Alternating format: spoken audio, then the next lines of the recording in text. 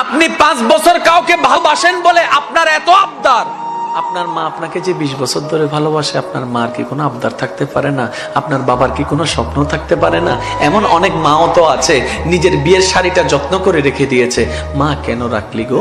মা বলে যে আমার ছেলের জন্য যখন আমি বউ আনবো, আমার শাড়িটা দিয়ে কিন্তু আমি বউটা আনবো। এই স্বপ্নটা কখন থেকে দেখছেন জানেন?